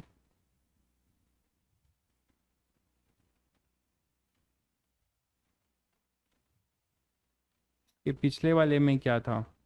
यूटी कॉमन ले लिया, यहाँ से मैंने एक टी को, यहाँ टी स्क्वायर था, इसमें एक टी ऐसे लिख दिया, एक टी को मैंने यहाँ पे किया, और इस टी को जो है, इस टी को जो है यू के टर्म्स में लिख दिया, इस टी को जो है यू के टर्म्स में लिख दिया भाई। क्या दिक्कत है? अरे यार सब सही है भाई। बाकी बच्चों को क्या लग रहा है, सब तो यहाँ पे दिख ही रहा है, सभी बच्चे कर ही रहे हैं। सही है दोनों, आप देख लीजिए कहीं मिस्टेक कर रहे हैं। ठीक है, चलिए इसको करते हैं। तो आपको बताना है the time when the velocity of the projectile become parallel to the inclined plane. ठीक है, अब आपसे पूछा जा रहा है कि आपको बताना है कि वो टाइम बताओ जहां पे पार्टिकल की वेलोसिटी इंक्लाइंड प्लेन के पैरेलल हो जाए। ठीक है, और इंक्लाइंड प्लेन के पैरेलल हो जाए, इसका मतलब जो भी हमने स्पीड ऑफ प्रोजेक्शन लिया है, ऐसा है कुछ मान लो। तो यहां पर आप सभी बच्चे समझते हो कि मैक्सिमम हाइट कब बोली जाती है यार? मैक्सिमम हाइट के टाइम में ही तो ऐसा होगा। मैक्सिमम हाइट के टाइम में अगर आपने इसको x माना है और इसको y माना है, तो यहां पर जब तक वी वाई रहेगा तब तक ये इंक्लाइंड प्लेन के वर्टिकली मूव करता रहेगा। तो इसकी इंक्लाइंड प्लेन के अलोंग वेलोसिटी जो है जीरो हो जाएगी। कब होगी? जब वो अपने हाईएस्ट पॉइंट को अचीव करेगा। आई थिंक ये सभी बात सभी बच्चे समझते हैं कि ये अपने मैक्सिमम हाइट को अचीव करेगा, तब जाके ये यहाँ पे पूरा का पूरा वी एक्स होगा, और यहाँ पर वी वाई जो है जीरो हो जाएगा, और पूरी यही हमारी वी नेट होगा। मानते हो कि नहीं? यही हमारी नेट वेलोसिटी होगी। तो इसी कंडीशन को यहाँ इम्पोज कर दो। तो कोई बच्चा तुरंत सोच सकता है कि सर एक काम करें, यहाँ पे जो टाइम ऑफ फ्लाइट है ना, जो टाइम ऑफ फ्लाइट है वो टाइम ऑफ फ्लाइट निकाल लें, और फिर उसकी यहाँ से यहाँ तक की जो मैक्सिमम मैक्सिमम हाइट तक जाने की जो टाइम है, टोटल टाइम, उसका क्या कर दें, आधा कर दें। बोल सकते हो ना कि मैक्सिमम हाइट जो अचीव करेगा वो half of the total time पे करेगा। आई थिंक सभी बच्चों का आंसर आ चुका होगा। तो ये आपसे direct question time of flight निकलवाने का ही पूछा गया है। आपने यू जज कर लिया, यहाँ पे टोटल टाइम क्या आ जाएगा, 2u/y जी इफेक्टिव। जी इफेक्टिव, तो पहले तो जी इफेक्टिव लिख लो, ये 30 है, तो जी का कंपोनेंट करो, ये 90 है, ये 60 होगा। इधर हो जाएगा जी कॉस 60, मतलब जी कॉस 60 ये हो जाएगा, और इधर हो जाएगा इसके परपेंडिकुलर, वो हो जाएगा अपना जी साइन 60। ठीक है, जो कि आप क्या लिखते हो, √3/2, और ये 10, तो √3, 5√3। ठीक है, और ये अपना 5 हो जाएगा, इसकी ज़रूरत नहीं पड़ने वाली है। तो आई थिंक हाँ अनसिमेट्रिकल है भाई, बिल्कुल अनसिमेट्रिकल है। लेकिन अनसिमेट्रिकल की कंडीशन में रेंज से मतलब है, मतलब ये डिस्टेंस r1 होगा और ये r2 होगा। मेरी बात समझ रहे हो कि t/2 टाइम में, यहाँ से t/2 टाइम में ये कुछ और डिस्टेंस ट्रैवल करेगा और यहाँ से कुछ t/2 टाइम में कुछ और डिस्टेंस ट्रैवल करेगा, समझ गए। लेकिन जो अपना वर्टिकल वाला है, वर्टिकल में perpendicular to the inclined plane, उसमें तो कोई दिक्कत होगी नहीं। जो भी एक्सेलरेशन, इस एक्सेलरेशन रिटार्डेशन के वजह से इस डायरेक्शन में भी वेलोसिटी चेंज हो रही होगी, तो अलग अलग टाइम पे अलग अलग डिस्टेंस ट्रेवल करेगा, तो ये अनसिमेट्रिकल ही रहेगा। तो time of flight I think बच्चे निकाल चुके होंगे।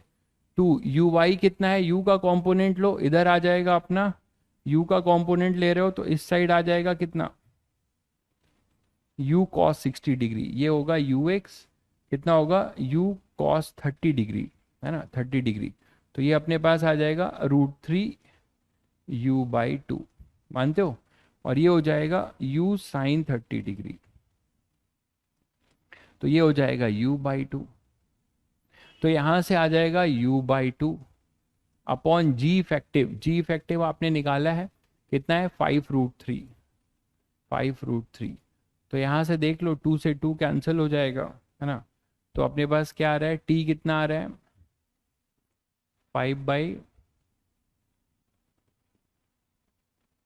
u दिया है क्या, वेलोसिटी दे रखी है तुम्हें, ये u दे रखा है देखो, तो u की वैल्यू भी रख देना। तो t तुम्हारे पास कितना हो जाएगा u/5√3, ये t होगा, ठीक है। और u की वैल्यू रखोगे तो कितना आएगा 10/5√3, मतलब 2/√3। तो ये तो टोटल टाइम आया, ठीक है, ये अपना टोटल टाइम आया। हमें वो टाइम चाहिए जब नेट वेलोसिटी इंक्लाइंड प्लेन के पैरेलल हो जाए, और ऐसा टाइम कब होगा, जब वो अपने मैक्सिमम हाइट पे होगा, और मैक्सिमम हाइट के टाइम में t/2। तो ये कितना हो जाएगा अपने पास, t जो होगा वो t/2 होगा, दैट इज 1/√3 सेकेंड। तो ये आंसर बहुत बच्चों ने एक ही बार में सही दिया था, तुरंत सभी बच्चों ने एक ही बार में सही दिया था, बहुत बढ़िया। तो ये आंसर बच्चों ने एकदम सही दिया था, ठीक है, 1/√3 सेकेंड आएगा, ठीक है।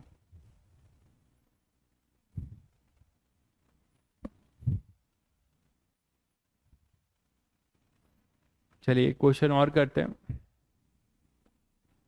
क्वेश्चन थोड़ा बड़ा है, पढ़िएगा ध्यान से, आईआईटी एडवांस में आया हुआ क्वेश्चन है, ठीक है। जब सब्जेक्टिव होता था 10 मार्क्स का होता था, तब ये क्वेश्चन पूरा आया हुआ था आईआईटी में। मेंस क्वेश्चन के लिए बुक, मेंस क्वेश्चन के लिए कोई बुक मत लीजिएगा, सीधे चैप्टर वाइज पीवाईक्यूज की बुक लीजिएगा। जैसे दिशा पब्लिकेशन है, एमटीजी है और अरिहंत है, ठीक है। उनमें जिसमें अच्छे से चैप्टर वाइज ज़्यादा क्वेश्चन कलेक्ट किया हो वो करिएगा, ठीक है। t/2 कैसे हुआ, देखो यार t/2 कैसे हुआ, ये चीज़ आप अंडर ग्रेविटी से भी बता सकते थे t/2 कैसे हुआ। आप वाई डायरेक्शन में इसको आप x मान रहे हो ना, ये एक तरीके से जो अपना इंक्लाइंड प्लेन है ये x है और ये y है, तो इस तरफ आपने कितनी वेलोसिटी दी u/2, और इधर g कितना है, g के जगह पे ay कितना है वो 5√3, यही चीज तो कर रहे हो। तो यार ये बताओ, ये यहाँ पे जाएगा और फिर यहाँ से अपनी हाइट पे आके यहाँ पे रुक जाएगा। अंडर ग्रेविटी में आपने क्या पढ़ा था कि ये 0 होगा और ये अपने पास t equal to capital T होगा, तो यहाँ से यहाँ पे जाने का समय t/2 लिख दिया। तो यही चीज तो ये चीज दिखा रही है, यहाँ से ये 0 है और यहाँ पे जो टाइम होगा वो कितना होगा यार, t/2 ही होगा ना मैक्सिमम हाइट को अचीव करने का, इसीलिए किया गया है, समझ गए। हाँ एच मैक्स पर अपना t/2 होगा बिल्कुल। अगर ये ऐसा कंडीशन है कोई, अब उसमें पता लगा, हाँ यू वाई 0 कर सकते थे, बिल्कुल सही कह रहे हैं। किसी को अगर कुछ भी नहीं समझ में आ रहा है तो वो यहाँ पे सीधे सीधे फर्स्ट इक्वेशन लिख दे वाई डायरेक्शन में, बिल्कुल सही अप्रोच है।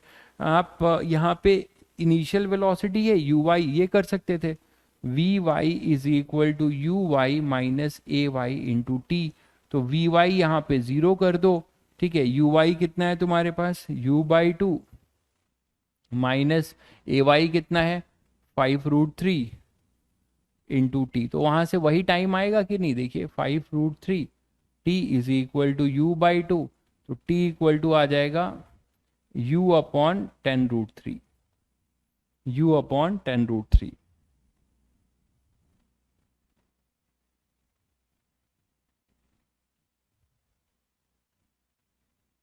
और u की वैल्यू रख दीजिए u/5√3, u/2 है, u sin 30, u sin 30 कितना है, u/2 है। ओके, तो यहां से कितना आ रहा है देखना, टी, ये टी हम लोग वी वाई को जीरो कर रहे हैं, तो ये टी डायरेक्ट लिख रहे हैं हम लोग यहां से इस इक्वेशन से।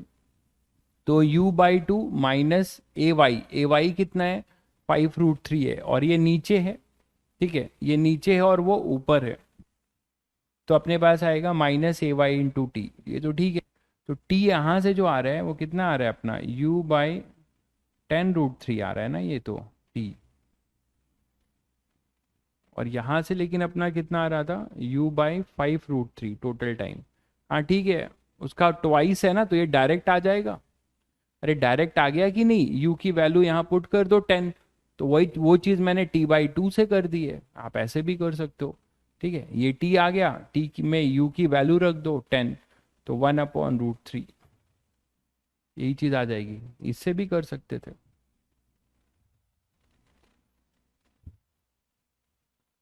तो ये क्वेश्चन पढ़िएगा सभी बच्चे। अब आप जो है इस क्वेश्चन को करके आपको ये अंदाजा मिलेगा कि कहीं पे भी इंक्लाइन प्लेन देखें तो क्या हमेशा हमें इंक्लाइन प्लेन वाली एक्सिस ही मान लेना चाहिए।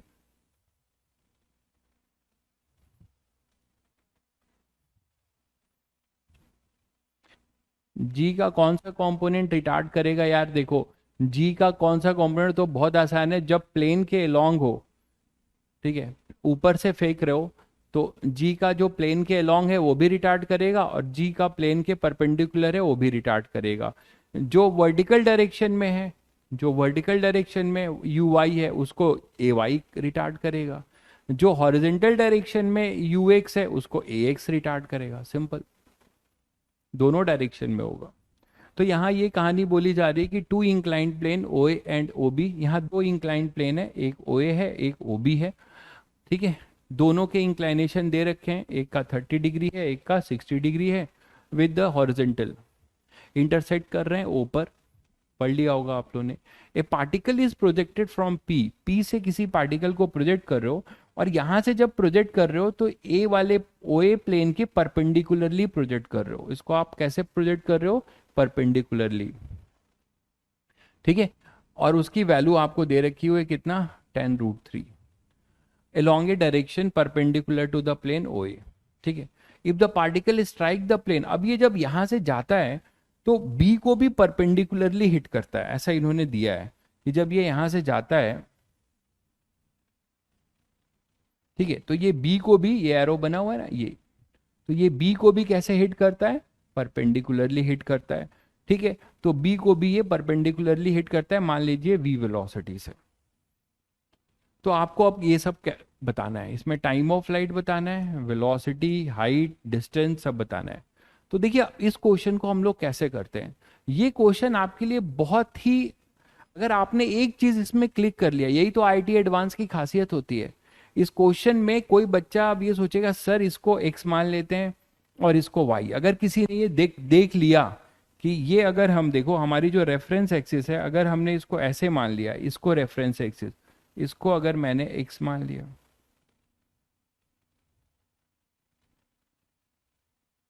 और इसको y मान लिया, आप बोलोगे सर मान सकते हैं क्या, यहां मान सकते हैं। क्यों मान सकते हैं और कैसे चमकेगा, ये 30 है ये 60 है, तो जो आपका जो गिवन इंक्लाइंड प्लेन है ये तो 90 पे है ना यार, बोलो, तो ये 90 पे एक्सिस जो है आपस में म्यूचुअली परपेंडिकुलर है, तो हम इसे अगर x मान लें और इसे y मान लें तो हमारा काम हो गया खत्म। आपके लिए बहुत इजी क्वेश्चन हो गया, ये हम y मान लें और इसे क्या मान लें, x मान लें। तो फायदा क्या होगा तुम्हें, अब देखो यहां से फायदा क्या होगा। फायदा ये, अच्छा जब आपने ऐसा माना है तो आपको जी को भी क्या करना पड़ेगा, जी का भी कंपोनेंट लेना पड़ेगा। तो इस चीज को मैं यहां समझा दूं तो आपको ज्यादा बेनिफिट रहेगा।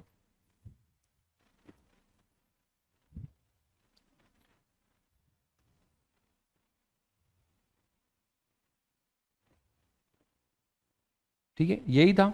इसको आपने क्या माना था, इसको आपने एक्स मान लिया था,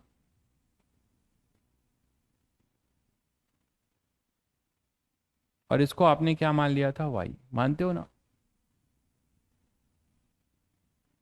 ये आपने वाई मान लिया था, ये वाई मान लिया, और इसको मान लिया था आपने एक्स, यही तो था। और यहां से आपने प्रोजेक्ट किया था जो भी, और इन दोनों के बीच का एंगल कितना था, 90, तभी हम ऐसा कर पा रहे हैं। अच्छा ये एंगल कितना दिया हुआ है, 30। ठीक है, तो आप मुझे बताओ जी ऐसे लग रहा है, तो जी का कंपोनेंट क्या हो जाएगा, जो आप मान रहे हो उसके अलोंग आप जी का कंपोनेंट ले लो। तो ये 30, ये 90, ये हो जाएगा 60। तो इधर आ जाएगा g/2। मानते हो, g cos 60 मतलब कितना हो जाएगा, 5 मीटर पर सेकेंड स्क्वायर। इसको हम ए एक्स मान सकते हैं। और इस तरफ आएगा अपने पास g sin 60, जिसको आप क्या लिख सकते हो, √3/2, और इधर 10, तो 5√3, ये हो जाएगा ए वाई। मानते हो। अब आपने क्या किया, अब ध्यान से देखो, इसको ऐसे पलट दो। अब आपके लिए, आपको ऐसे समझना चाहिए इसको, ऐसे मैं इसको पलट दिया, घुमा दिया, तो ये है अपना y, ये है अपना x। देखो आपको कितना इजी लगने लगेगा ये। एक्सिस का रोटेशन मैंने ऐसे घुमा दिया, अभी ऐसे ही तो जा रहा था ये p से q में। ठीक है, p से q में जा रहा था, कैसे जा रहा था, ऐसे परपेंडिकुलरली। तो एक तरीके से आप बोल सकते हो कि यहां से आपने प्रोजेक्ट कोई प्रोजेक्टाइल प्रोजेक्ट किया है यू से। ठीक है, यू से प्रोजेक्टाइल प्रोजेक्ट किया, परपेंडिकुलरली किया, यू पे जो था वो आपने परपेंडिकुलरली प्रोजेक्ट किया, तो आप इसे यू मानो, तो गड़बड़ हो जाएगा। इसको घुमा दिया ना तो ये ऊपर चला जाएगा। तो ये मैंने एक्स माना, और ये अपना वाई माना। ठीक है, यहां से आपने एक तरीके से इसको प्रोजेक्ट किया, और ये यहां आके ऐसे हो गया, ये भी यहाँ पे परपेंडिकुलर, और यहाँ पे ये भी परपेंडिकुलर। आई थिंक सभी बच्चे समझ गए। तो अब यहां से अब आप एक्स एक्सिस के लॉन्ग आपकी जो एक्सेलरेशन हैं वो देखिए क्या क्या है। g sin 60 डिग्री, ये जो है y एक्सिस के अपोजिट है। तो y एक्सिस के अपोजिट इधर है ए वाई, एक तरीके से वो कितना है अपने पास, 5√3। और x एक्सिस के अबाउट ए एक्स कितना है, देखिए ये ए एक्स है, वो x एक्सिस के लॉन्ग है, देख रहे हो, ये x एक्सिस के लॉन्ग है, मतलब ये पॉजिटिव x एक्सिस के लॉन्ग है। ठीक है, आपने इसको पॉजिटिव x एक्सिस के लॉन्ग है, इसी को मैंने पॉजिटिव मान लिया है इस तरफ। ठीक है, तो ये पॉजिटिव x एक्सिस के लॉन्ग है, तो पॉजिटिव x एक्सिस के लॉन्ग है ए एक्स। तो आपने ए एक्स जो लिखे हो x एक्सिस के लॉन्ग, वो कितना लिखोगे, 5 मीटर पर सेकेंड स्क्वायर। ठीक है, तो y एक्सिस के अबाउट अपना कितना है, y एक्सिस के अबाउट ये y है, और इसके अपोजिट डायरेक्शन में इसका एक्सेलरेशन है, तो ये y एक्सिस है। ठीक है, इसके अपोजिट मैंने एक्सेलरेशन दे दिया। ठीक है, और x एक्सिस के लिए क्या लिखा, x एक्सिस के लिए इसके अलोंग हो जाएगा, तो x एक्सिस के अलोंग आपका ये ax हो जाएगा। x एक्सिस इस डायरेक्शन में है ना, तो मुझे वेलोसिटी, हाँ ठीक है, तो ये हो जाएगा ax। ठीक, और आपने इसको ऐसे प्रोजेक्ट किया था u से परपेंडिकुलरली x से। शायद सभी बच्चों को अब क्लियर है। आप राइट में बना लो यार, कोई दिक्कत नहीं है, आप ऐसे घुमा रहे हो तो वाई राइट में बना लो, बिल्कुल बना लो, नहीं तो आपको पॉजिटिव नेगेटिव को डाउट लगेगा। बस समझाने के लिए, आप सभी बच्चे यहां से भी समझ सकते हैं, बस थोड़ा और क्लियर समझाने के लिए एक्सिस को रोटेट कर दिया है। आप बना लो, ऐसे बना लो बिल्कुल, ये वाई बना लो, ये एक्स बना लो। मतलब मैंने क्या किया, इधर सुनो, ये है, इसको ऐसे घुमा दिया, तो ऐसे घुमा दिया तो ये वाई एक्स ऊपर चला गया, और वाई इधर आ गया, और जब एक्स ऊपर चला गया तो इधर आ गया ए एक्स, और ए एक्स कितना है अपना 5। ठीक है, और ए वाई जो है, ये ए वाई है, ए वाई के अपोजिट है, इधर है ए वाई के अपोजिट अपना है 5√3। ठीक है, आपने इसको यू से प्रोजेक्ट किया ऐसे परपेंडिकुलरली, और ये यहाँ पे गिरा, ये भी परपेंडिकुलरली गिरा। ये सारी कहानी है। तो टाइम ऑफ फ्लाइट फटाफट बता दो अब, टाइम ऑफ फ्लाइट क्या होगा?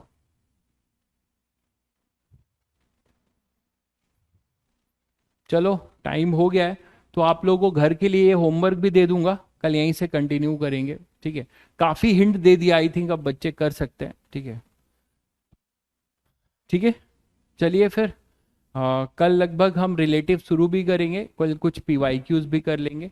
ठीक है, आ, और जो इसका एक पार्ट है जो तुम लोगों को मैंने बताया था, कहीं तुम क्वेश्चंस ट्राई कर रहे हो तो तुम्हें कुछ ऐसे क्वेश्चन मिल सकते हैं जो प्रोजेक्टाइल का रिलेटिव वेलोसिटी के साथ है। मतलब कोई फ्रेम ऑफ रेफरेंस मूव कर रहा है, कोई ट्रॉली मूव कर रही है, उससे हम प्रोजेक्टाइल प्रोजेक्ट कर रहे हैं। तो वो पार्ट मैं रिलेटिव के बाद बताऊंगा, तो वो क्वेश्चन अभी होल्ड पे रखना है। कहीं तुम कोई बुक बुक से कर रहे हो अगर, तो उसे अभी होल्ड पे रखना है। ऐसे क्वेश्चन वो आप बनने लगेगा वो क्वेश्चन जब हम रिलेटिव के साथ प्रोजेक्टाइल पढ़ेंगे। ठीक है, चलिए फिर मिलते हैं।